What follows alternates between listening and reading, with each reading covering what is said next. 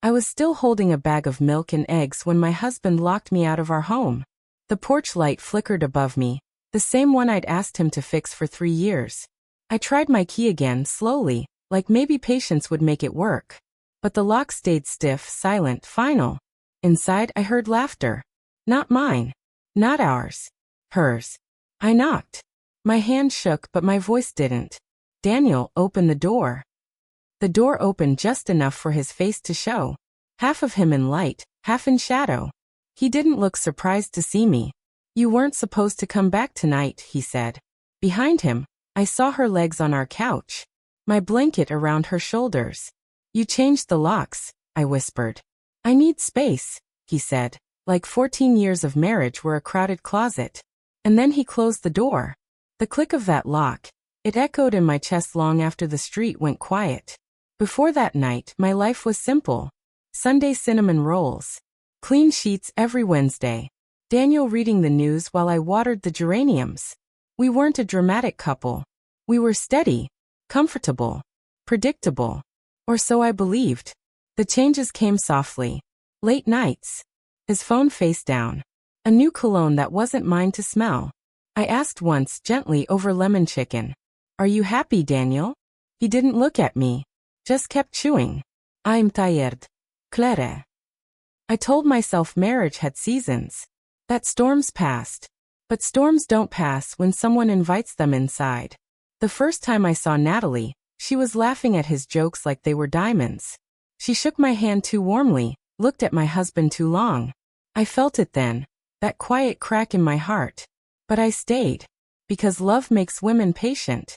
And patience sometimes turns into silence. That night, after he locked me out, I slept on my sister's couch. I didn't cry. I didn't scream. I planned.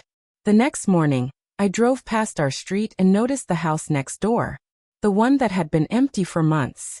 A small white sign read, under contract. Something inside me stirred. I called the realtor. Asked questions I'd never thought to ask before. Checked my savings account. The one Daniel said we should keep separate just in case. For the first time in years, that just in case belonged to me. 3 weeks later, I signed papers with shaking hands. I didn't tell Daniel. I didn't tell anyone. On moving day, I watched from my new window as his car pulled into our driveway. He didn't see me. Didn't know I was 10 steps away, rebuilding my life quietly. At first it hurt. Seeing her carry groceries into my old kitchen. Watching my curtains move in their windows. But then something strange happened. I slept peacefully. I cooked what I wanted. I laughed with my sister on the phone without whispering. And every morning, I planted flowers under my own window. Daniel found out 2 months later. He knocked on my door, confused, tired, smaller somehow. You bought this house? He asked. Yes, I said calmly. Why didn't you tell me? I looked at him for a long time. The man I had loved for half my life. You didn't tell me you were changing the locks. He didn't have an answer. He looked thinner. Older. Natalie had already left him by then. Turns out she liked excitement, not responsibility. His work was struggling too. Gossip travels fast in small offices. He stood on my porch like a stranger asking for directions. Can we talk? He said. I nodded. Not because I owed him anything, but because closure deserves honesty. We sat across from each other at my kitchen table. He cried. He apologized. He said he was lonely, scared of aging, afraid of losing excitement. I listened. And then I said quietly, you didn't just cheat on me, Daniel. You erased me. Silence filled the room like dust.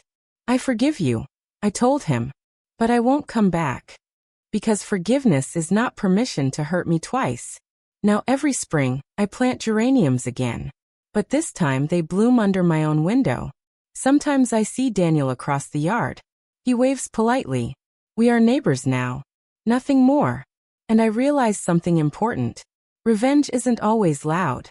It isn't screaming or breaking things. Sometimes revenge is peace. Sometimes revenge is building a life so calm, so warm, so full of dignity, that the person who hurt you can only watch from a distance and understand what they lost. If you were in my place, would you have stayed? Or would you have chosen yourself? Tell me in the comments. And if my story touched your heart, don't forget to subscribe for more real stories about love, loss, and finding your strength again.